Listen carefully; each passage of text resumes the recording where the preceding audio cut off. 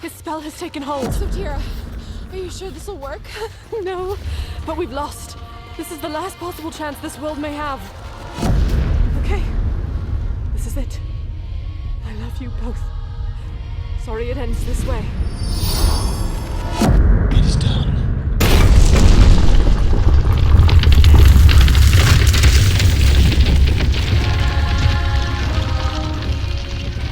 To listen to more, search Echoes of Regoria wherever you listen to your podcasts. Gas mark 1, 2, 3, 4, 5. I'm gonna cook a meal that's gonna make you mine. We're turning up the oven, now we're ready to roast. When you touch me, honey, you'll love it the most. Come on and put me in 3, 2, 1. Welcome to another Britflix.com podcast. My name's Stuart Wright, and today's guest is documentary filmmaker Jonathan Sequeira. Welcome to the show. Good to be here. Thanks for having me. My pleasure, my pleasure. Now, we're here to talk about your documentary about the Australian punk band, the Hard-Ons, that you've titled The Most Australian Band Ever. A band that I loved as a kid, so I was very excited to hear that this documentary had been made. And we'll get into this when we talk about the film, but just to let you know, from my point of view, what's really interesting is the film showing the story from very much from an obviously Australian point of view, which makes a lot of sense. But all the kind of cultural barriers that were being broken down and challenged and whatnot that the film covers, I just didn't even think about any. I could see it in the pictures and stuff, but as a consumer of the music, I just loved the music. I didn't realise there was this shit-kicking experience going on for the band and the whole punk scene and stuff, because obviously I had no knowledge of Australia for that matter. And I'm working with an Australian director at the minute on a project, and I was asking him about, and we're the same age, so, and he said when you went to a Hard-Ons gig, you knew you were in a new universe compared to what was outside, kind of thing. You know, that it was different from other punk gigs. Yeah, they were a breath of fresh air, you know. And look, you know, as they talk about in the film, that whole scene can be pretty rigid and conformist at its worst. And, you know, Australia can be, a closed-minded place altogether, as can many countries. So, you know, look, that's the interesting part about the story was, it's a bunch of outsiders. If it was just a fan film about the music, I wouldn't have done it, to be honest. It's always about the people and their story, their personal story, and what's different. Why is that story worth telling? Why is it a story? Yeah. So for those people listening, I've done a few music documentaries in the past. So, and the interesting thing for me is always like, where does it start? Why? You know, you've alluded to the fact that you saw potentially there was a bigger story, but when you approach a band and say, I want to make a film about you, or are you already talking to the band and you think, and it's just a natural segue to make a film about them? How does this documentary start for you? Well, I had to convince myself to do it. So I'd made the documentary on Radio Birdman, Australian pre-punk band, Descent into the Maelstrom. And look, there's a lot of themes in that and a lot of stuff in that film, which is everything you should and shouldn't do in a band. So the same attitudes of let's do it our own way, but a lot of conflict and self-destructive sort of streak in there as well. So someone said to me, a friend said, oh, you should do something on the Hard-Ons. When you make a documentary, everyone's, oh, you should do this, you should do that. And you get a bit sick of hearing it, but he's an interesting guy, Gleno, who's done the poster art for the film, and he's good mates with Ray out of the Hard-Ons. And he said, look, this band was really important to me. There's a good story there. And I thought about it a bit and chatted to the guys, to Ray and Blackie from the Hard-Ons, and I thought, no, there is something different here. It's almost like the next chapter in Australian underground music after Radio Birdman, the next generation. And so I filmed a little bit of them in the studio, and I thought, had a bit of a chat. I thought, no, there's a story here. It would be really easy to just say, oh, it's all about racism. That's pretty low-hanging fruit. That'll win you. Racism wins you the Oscar. That's great, but you'd be patronising and you would be doing the band a disservice if it was just that. Is there enough in terms of what else they've done, the music and all the rest. And yeah, I just felt that they're really compelling people. And so that was a big part of it. So I had a chat and they said, someone's been making a film for 10 years, don't think it's ever going to happen. Can you just chat to them first? I said, no worries. I tried to get them on board to see if I could work with them. And I thought, no, they're just a time waster and that'll never happen. So I said, no, okay, just go for it. And yeah, just started doing it. And again, from looking at it from this side of the equator, as it were, it was, and what I knew, I basically was into them up till Yummy and stuff, that was kind of where I was, and I went back and got Dick Cheese and all kind of other things. I was amazed to see that they were, a band on the brink, given they were called the Hard-Ons. I never considered that could ever there was no way that could shapeshift into the mainstream. But I get the impression from the documentary, but obviously being called the Hard-Ons and the kind of people that would be in a band called that, there's a little bit of self-sabotage going on all the time because your name is self-sabotaging your route to success. In a music sense, I don't mean that the music wasn't good. But that's what's really interesting about it, that I understand that attitude of it's liberating when you've got that millstone around your neck because you can't get that huge success, so you're not trying to. So it frees you up to say, well, let's just do things our own way and see what happens. So there's a liberation there of just doing your own thing. And the documentaries I do, they're all independent and no real funding. So you're not trying to please a TV station or a distributor. You're just doing what you want to do. And it's liberating. It's like, wow, this is let's get on with it and do what we want to do. Yeah, so that really appealed to me. And yeah, it's just really, in the film, they keep coming back to it. The name is a big thing. It's not just, hey, this thing, and then we moved on. It's there all the time. And for people like me or anyone who knows the band, you don't even think about it. When I started making it, I remember ringing up one of the funding bodies, Screen Australia, and having a bit of a chat, and you got to say what's the film, and so it's about this band called the Hard-Ons, and you could hear the silence at the other end of the phone, and it reminded me, okay, there's still power here. There's still probably for some people more than ever. That's an obnoxious and offensive name. So, okay, what's normal for me is not normal for other people. That's okay. That's good to be reminded of that, and it still is a thing. It still is. You're not going to. You'll never get onto the mainstream. You'll always only exist in this underground world at a certain level. Yeah, it's a bit like when you first hear about them, it's a bit like getting a tattoo for the first time. You're like, all you can see is the tattoo, and then once that just becomes the name. It then blurs away and has no resonance at all until, like you just said, then you say, "Have you heard this band?" And then the minute you say the name, you're reminded immediately that this isn't normal syntax when you're going around talking about a band. Yeah, it was a really deliberate decision. For example, the title of the film doesn't have the band name in at all because it was just one of those things. Look, if I'm emailing people in cinemas and trying to do this or that, it's just an obstacle that I'll wheel it out when it needs to be wheeled out, and that's just going to get stuck on the spam filters when I send an email. I don't need that. So it was good. That was kind of fun trying to come up with a name that gets around it and says something still about the film and the people. But yeah, honestly, it's still there when we were trying to do PR and promo. Look, you're not going to get on this and you're not going to get on that.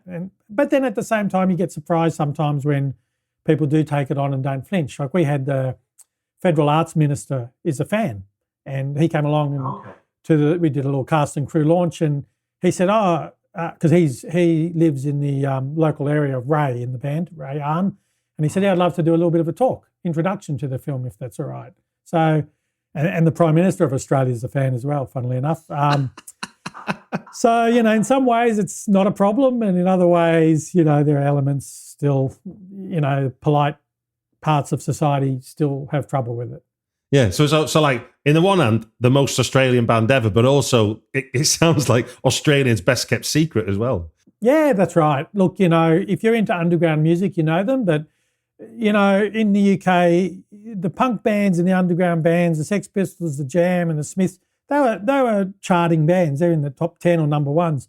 That stuff and the Australian equivalent was nowhere near it. You might get in the number 35 in the top 40 or something. So there was a really thriving underground scene, and not just punk, but underground music in Australia, and there are gigs every night and all over the place in Sydney and Melbourne especially, and Brisbane. But that stuff was never mainstream or never really remotely crossed over. You might get one song might get played on commercial radio for something palatable, as one of the programmers in the film says, but it's really a different level. So that underground scene is really underground here. Yeah. I recently watched the Birthday Party documentary, which obviously charts another Australian success story in rock music.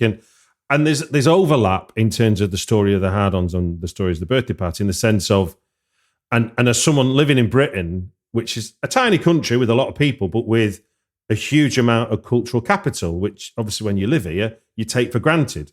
But this idea of obviously speaking English makes it easier for an Australian to come if you're going to go anywhere in Europe. But the idea of needing to come, now I've managed a band in the early noughties, so I know when you're on the fringes of stuff, there isn't a lot of money knocking about. So the idea that I'd have to move country to try and make this band more of a commercial success is a huge commitment. And a big part of that Birthday Party documentary is basically just, give or take, living on bloody dog food in a one-room studio apartment kind of thing. And but also the story in the Hard-Ons documentary is sort of like, you're giving up your life in Australia for your band, which is it's like you're living two lives. And obviously once, as the story shows, once children come into the picture, that becomes a weightier decision to make. It's I think for British audiences, what I'm trying to say is, like, I think that's something that we can take for granted, that obviously we're not America, which is another an even bigger part, and obviously we hear the stories of bands crashing on the rocks of trying to make America. But I mean, is that, from your point of view, I mean, is that always the challenge for an Australian band then? Is like, when do we go to Europe and how long can we stay there once we get there? Absolutely. Like, Australia's a small market. There's three, especially back then, let's say three major sized cities and maybe four, and they're all 8 hours, 10 hours drive from each other. There's nothing much in between to play at. So, you did have a thriving scene in Sydney, and you play, bands like the Hard-Ons could play to 100, 200 people, a couple of nights a week, every week. But you've got to uproot yourself and head over to the UK or the US, and that's expensive and that's hard, and you've got to commit and say, hey, this career or whatever I'm doing, that's put aside and I'm going for this. And some bands can do it and some bands can't do it. It's just not possible. So it's it's really hard to explain. There is that tyranny of distance, absolutely, and it makes a huge difference. And there's a lot of big artists in Australia, and top number one artists, huge, and no one's heard of them overseas. But amazing talents, because unless you can go over and do that, you'll never break through. And as you say, many have crashed on the rocks trying to do it. Yeah, indeed. So, you've got three key protagonists in your story about the Hard-Ons, and plus you've got the macro story, which is the band itself. What were the storytelling challenges for you, trying to juggle? Obviously, you could have made a film about any one of them, really, in a way, judging by what I can see in the film already. So how did you? And then obviously, then there's the story just of the band. How did you juggle those storytelling challenges, and what became apparent, and what were you dropping, as it were? Well, I suppose what you do is just listen and hear what people have to say, but you get a bit of an idea early on what some of the key events are, and you're looking for turning points, I suppose, in people's lives. So just to step ahead a little bit, there is a sequel to this film that's coming out. So there's this film's really about being young, and starts, being at school, or even before that, coming to Australia for Rayan, or being a kid. So what happened was, I shot the interviews, and I had a string out of the good, interesting points, and I had it about 6 hours. And I thought, okay, I know I can trim this down, but I don't know if I can trim down 6 hours to 90 minutes. And I did really struggle with it. And then there was a point where I said, you know what, there are 2 films in here. I'm not just being a wanker saying, oh, my vision's so important. It just suddenly made sense when I said, no, there's actually 2 separate stories, being young and being old. And once I did that, it made a bit more sense. And so really, it's really important when you do these films to know who the protagonist is. So a classic film I always think of is When Harry Met Sally, right? Is the film about Harry or is it about Sally? It's about Harry. Harry's the guy. And Sally's just as important, but she's not the protagonist if you look at the dramatic structure. So everything else will come out, all the stories will come out. So I made that decision, and this film is really, the protagonist is Ray Arn and his immigration story to Australia, coming from Korea, fitting into Australia. And that's his story, fit into those themes about being Australian and Australian culture. And in the next film, it's a little bit more focused on Blackie, Peter Black, and him growing older and their commitment to music as they get older. So once you know that, it sort of makes sense, and you just pick out the stuff that, okay, what tells the story? Kesh is the drummer of the band. He's not as involved. He just sort of plays a different role in the band. Was obviously really important and as important as a band member, but just in terms of story, he was a little bit more backseat, and he didn't want to do so many interviews, so he's in it a bit less. So these things just find their own shape, they find their own level, and you've just got to trust it. You do the interviews. What have I got? Oh, I didn't know that. Okay, that's really important. What seems important, but when you start to put it together, it's slowing down the story, and I can pull that out or have to pull it out. Okay, just story is everything to me. What tells the story and what advances, what leads to the next thing, not just, oh, here's a funny anecdote, but what progresses the story and what progresses the band's story, and what progresses the person's story should be the same as what progresses the band's story anyway. They just do go hand in hand. It just works out like that. And then there's all this thing of, like, honestly, a lot of music documentaries got similar themes, similar issues. There's just really common elements, obviously forming the band. There's often a drug story. There's not in this film, which is good, but, the descent into drugs and things falling apart, etc. So look, but you don't look for those because they just happen naturally, if that makes sense. So yeah, just tell the story. What are the people's stories? What's important to them? What were the turning points? Like a drama, I really view it as same as a dramatic structure, and you've got to be a bit more flexible because documentaries don't always fit into a dramatic structure, but where they do, go with it. Yeah. And then you obviously go into this with a perception of knowing who they were and who they are, I suppose. What do you think, in your own perception of them, changed the most, or what was a significant discovery for you that kind of skewed what you might have thought going into the documentary? Oh, I don't know if there was anything that because I sort of don't come into it with big expectations that I know, so I just come in with an open mind, and so I'm not. Oh, I didn't think that. I suppose one thing that surprised me was other people we interviewed, when you asked them about the whole 3 different skin colours thing, most people said, oh, I didn't even notice, didn't care. And I don't know if I quite believe that because it was a big thing, and it was a good thing as well as a bad thing for them. They copped a lot of flack, but it was maybe just for me and for other people like me, it was a bit of a positive thing at the time. It was good to see without making a big deal about it, but you did.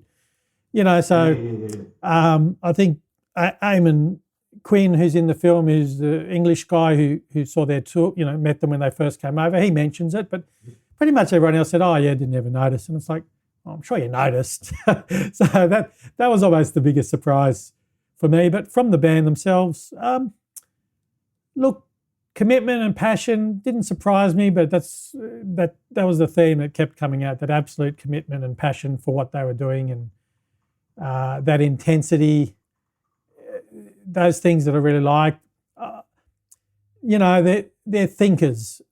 I know that it's a bit hard to explain, but a lot of people don't think deeply about anything, and they're thinkers. They're smart people, and that's what I find really interesting, and I really enjoy that. And when you're editing there, and those guys are on the screen talking, you really take a lot out of it, especially when you're doing it independently, and it's taking you a couple of years or more, and that motivation, that passion, that attitude, that you feed off that. So that's really the biggest thing, feeding off their passion. And Yeah. No, I agree. I totally agree. I mean, that's certainly a big takeaway for me was how thoughtful they were about what and how much they'd reflected on what they'd done, what they'd achieved, what they hadn't achieved, and so it really it felt so. Well, obviously, why wouldn't it feel sincere? But I guess I'm listening to records that are called Dick Cheese by a band called the Hard-Ons. I'm not expecting a bit of that much self-awareness, but in hindsight, why would you'd have to be self-aware to sort of, that joke doesn't last very long if you're not self-aware about yourself, or suck me off rich skag. I mean, it's like they're really juvenile things, but obviously to have endured this long, you can't do that without any thought. That's right. And I suppose I knew enough that, they're smart people.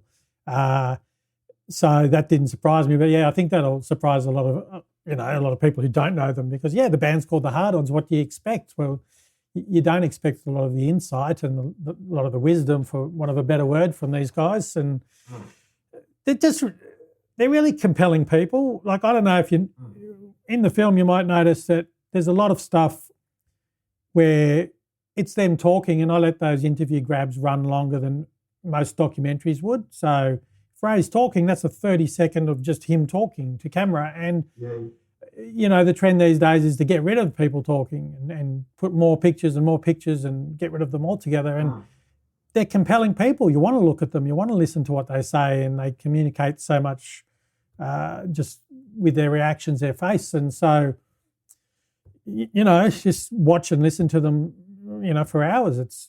They're apart from the humour, I think it's a really funny film, and it ended up a lot funnier than I expected. We've really lent into the comedy aspect because the audiences are just laughing all the way through. But compelling and funny people. So you just go with that. Brilliant. Well, look, thank you for sharing that about the most Australian band ever. And I will put links in the show notes as to where people, on how people can see the movie. But for now, we shall move into 3 movies that have impacted everything in your adult life. Without further ado, I'll start the clock and say that the suit worn for most of the film by the star was so hot and heavy that he was losing 3 pounds a day from water loss. Eventually, an air conditioner was installed in it. The director received the script while on holiday in France and threw it away after the first few pages. And it was only after his wife read it while he was having a swim did she say it's not a piece of shit, and that it was in fact a story that was layered with many satirical and allegorical elements, which convinced Paul Verhoeven to direct it. I'm talking about 1987's Robocop. So tell us, Jonathan, where does this feature in your film memories, and how did it impact on you? Well, I do remember seeing this film. I remember seeing the newspaper ad and thinking, "What? This is terrible, Robocop." It sounds so dumb. It sounds like a dumb B-grade film. And I was working, I had a part-time job Thursday nights, and I used to go see a movie that finished at 9 o'clock. I'd go across the road to the cinema and see a movie every week for a while. And so I thought I just would see whatever's on. I really didn't care. And so I saw Robocop and loved it. I thought, this is one of the smartest films I've seen. I was a big comic book fan, and I really liked Judge Dredd, and I'd read Dark Knight Returns, Frank Miller's Dark Knight Returns. And this film obviously is based on those two Judge Dredd and that piece. In fact, there's a scene straight out of Dark Knight Returns, and there's Your Move Creep, which is a line straight out of a Judge Dredd comic. But it's a B grade film, but it's that classic of a B grade action film at its absolute best, in that it's a B grade budget, but it's a smart, intelligent film. The storytelling and the world building in it is brilliant.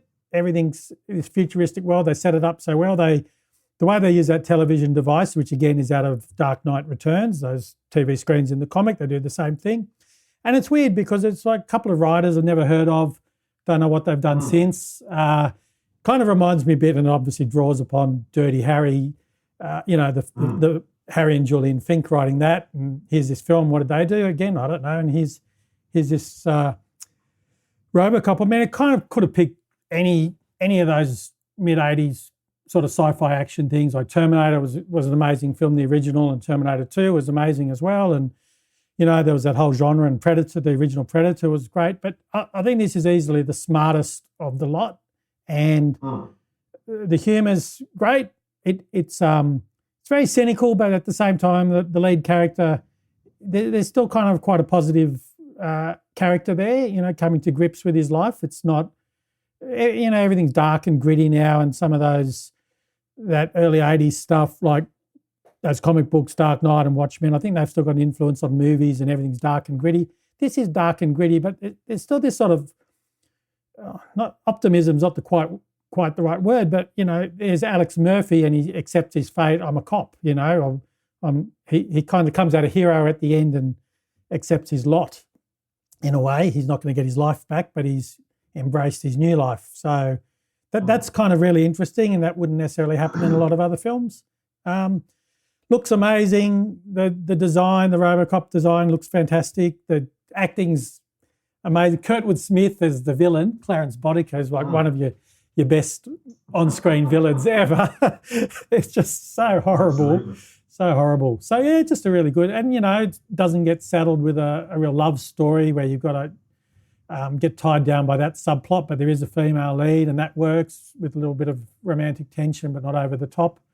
Just a really different film, and a really smart film, and something that I just didn't expect at the time. And it's like, this is all the stuff that I like at that age, at 18 or 19, whenever it was, and here it all is done as well as it can be done with a limited budget. I mean, I think John Carpenter's The Thing was another film like that around at the same time, and that maybe gets a bit more love, but Robocop's kind of on that level to me. It's just an all-time classic. Really, really hard film to fault. Yeah, it's interesting because he obviously went on to do Starship Troopers as well, and it's really weird. It's really weird how people can read them as both films as maybe pro-authoritarian as opposed to a satire. So Starship Troopers, I remember walking out going, oh my God, what was all that about? Because that really deliberately veered from this to that in a crazy way. But yeah, obviously both satires, and Robocop satire of modern life and omni-consumer products. I mean, if you don't get that, you're not going to get anything in the film. And there's some great little lines. You watch it a couple of times, and we can save his arm. No, lose the arm. That's the big company telling him lose the arm. No, we don't want it. So our alarm is going off, sir. For our second go, we have got the second biggest box office hit of 1986, which I think the star of the film would have been as surprised as anybody at that news, sandwiched between Platoon at 3 and Top Gun at 1, just to give you a sense that we're talking about global success here. He thought the leading man of this movie, who obviously we'll get to, is an Australian icon. I thought I was making a nice little comedy movie for Australia. I mean, how different it turned out. Michael Hutchence and the other members in excess invested in the movie as a way of reducing their tax bill, and ended up making more millions from the success because their song A Different World is on the soundtrack. And in a pre-echo to the film, the star really did go around saying good day to New Yorkers during his first trip in Manhattan. I'm talking about 1986's Crocodile Dundee. So tell me, Jonathan, I don't think I've ever spoken to an Australian about Crocodile Dundee before. So tell us, how does this have impact on you, and what are the fond memories for it? Well, Paul Hogan was an Australian icon already, so he was on television and a famous comedian. Look, I picked this because this is an independent success story, and what most people outside Australia don't realise is this film was made without any support from any of the screen funding bodies and the arts community. Basically, they backed themselves and said, let's raise the money ourselves, let's do this. So this is an absolute classic independent film. And they were smart. They did something that no one else would do. This film wouldn't have got funded. This film is so the everyday, ordinary Australian. It doesn't fit that middle class arts funding world that unfortunately bogs Australia down. So it was really about bringing the ordinary Australian, Paul Hogan, who'd been a rigger on the Harbour Bridge, Sydney Harbour Bridge, and his whole thing, and it was a real life thing, was, hey, I'm just an everyday guy. I'm a tradesman. I'm a the chippy or the painter or the plumber or whatever. I'm one of you. And he was bringing that into Australian lounge rooms. He had his own comedy TV show, which was hugely popular. Which we saw in the UK. Oh, great. Yeah, so you know it. So I love the fact that they backed themselves and that they were really smart about it. And it's a brilliant film. It's hilarious. It's still hilarious. It sort of genuinely does capture a side of Australia that you did see on the screen, like in the 50s, 60s, you had Dad and Dave films. You had a lot of stuff, but it had sort of died out a little bit by the late 70s and early 80s, where the sort of arts cognoscenti had taken over. And there's some great films, but it was, you weren't getting the everyday working class person film. They weren't being made. And hey, this doesn't have to be dreary. It doesn't have to be sad or depressing. Let's just make a good, fun film that everybody can relate to. And I'm not surprised it was a huge success, because it's funny and it's honest and it's original. It's a great fish out of water story, really simple, but there's no pretense about it. So what you see is what you get, and people got it. People really did understand it. And he was a little bit well known in America because he had done the tourism commercials already. So he had a little bit of a profile. Where did you see this film? Did you see this in the cinema when it came out? Everybody in Australia saw it when it came out. It was huge. It was a phenomenon, It was as big as Star Wars would have been when that came out. It ran for a year. Was the cultural explosion, the cultural success of it and the commercial success of it, was that self-evident from the get-go? Or was it a slow burn? No, from the get-go. Because the story was, hey, we did this ourselves. That was out there.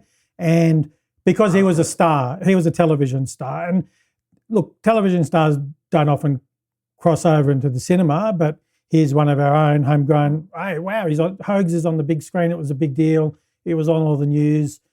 It played, look, this is a time when movies really did stay at the cinema for 3 months, but I'm pretty sure it ran for a good 6 to 9 months at the cinema. I remember walking past the signage at the main cinema in the city, and it was still going, for a long, long time. Does it still resonate to this day then? Crocodile Dundee. It's a little bit forgotten, I think. I think it's probably damaged a little bit by some of his later films, and I remember seeing one more recently that was terrible, but the story of it probably resonates. Do you want to finish that thought? I know 5 minutes are up. You can finish that thought. What was you going to say? When you look back, it's a cultural phenomenon, but probably a little bit more forgotten than it should be. Probably should be held up a little bit more as an absolute Australian classic, because at the end of the day, it's a brilliant film, beautiful cinematography, great acting, great performances, and an amazing script. Indeed. Right then, for your final choice, much of this 70s, I guess, Bollywood movie was shot in England, but because the director didn't like to travel by air, he left by ship with some of the crew 1 month before the rest of the cast and crew left for England. The English song played on the boat cruise sequence remained a mystery for years.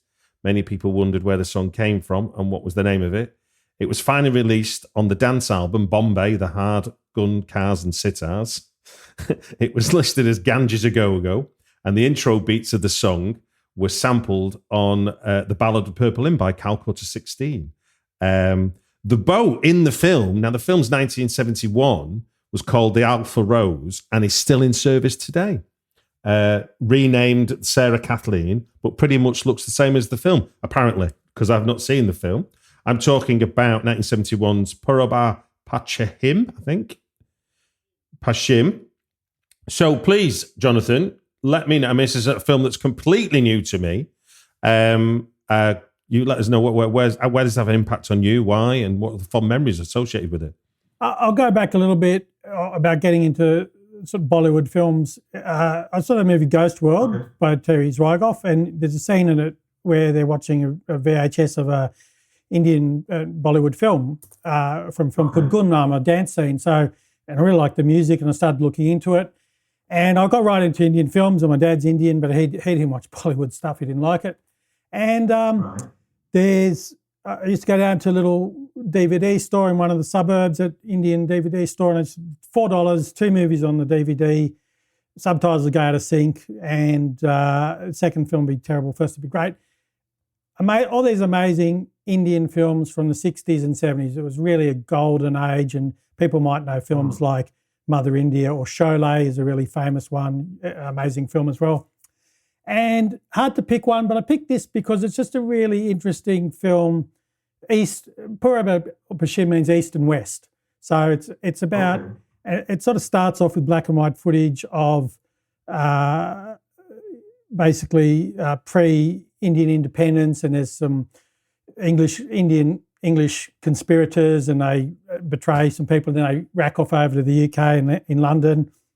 And then years later, the good Indian boy Manoj Kumar, who's also the director, who's in the film, he goes over to England, and he meets up with that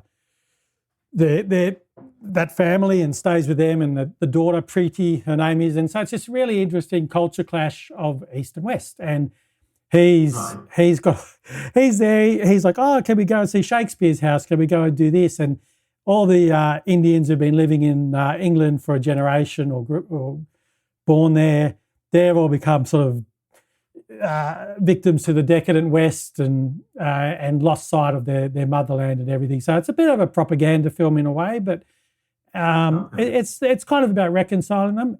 But it is a really amazing film because the direction is incredible. What happened in that era, I think, is a lot of these Indian directors, they didn't feel bound by conventions, and they just tried all these different things. There's some amazing shots. There's just, they just went for it.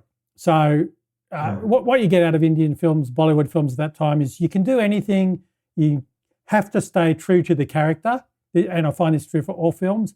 Stay true to the character.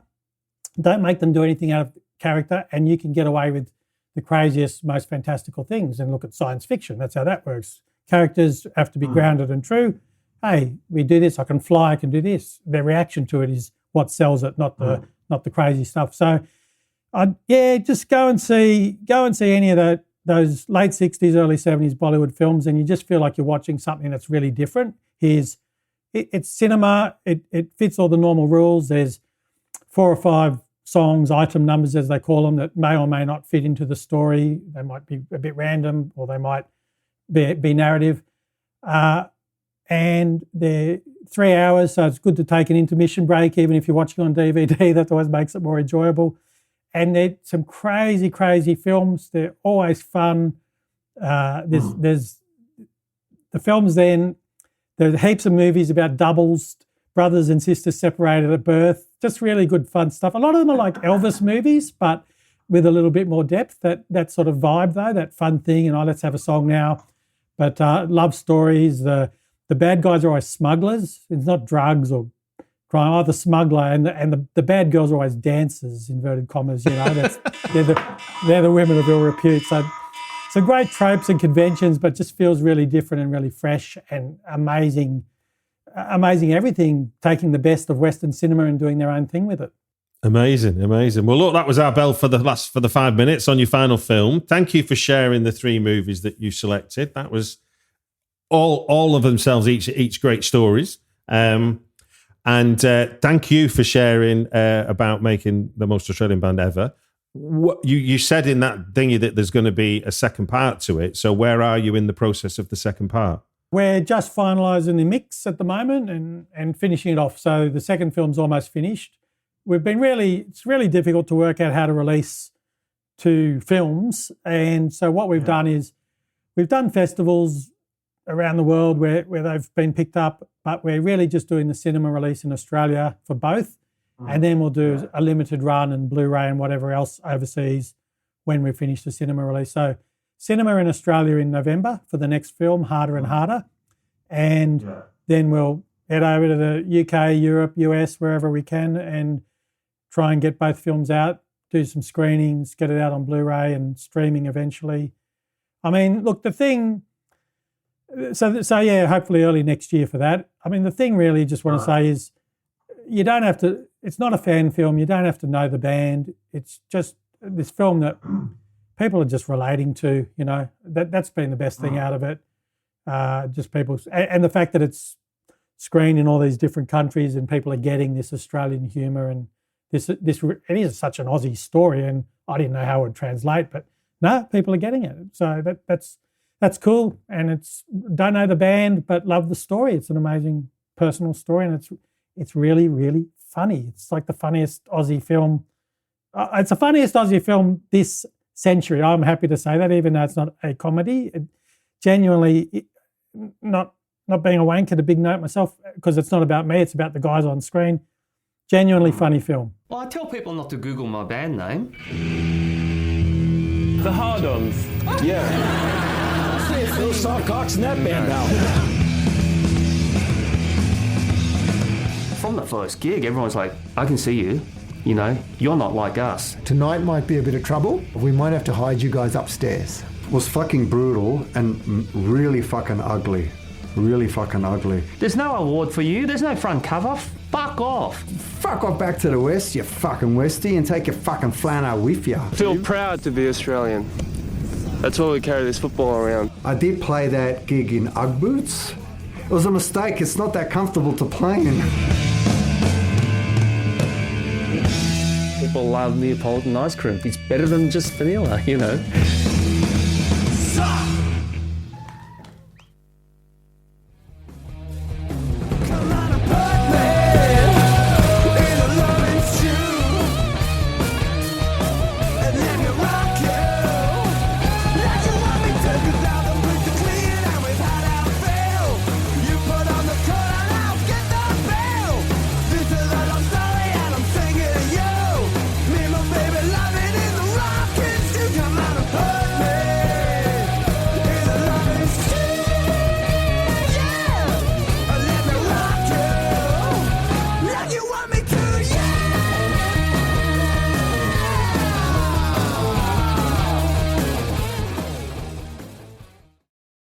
Hey there, Hugh from Moderation here. If you like today's show, then why not have a listen to Why We Roll, the dedicated TTRPG design podcast.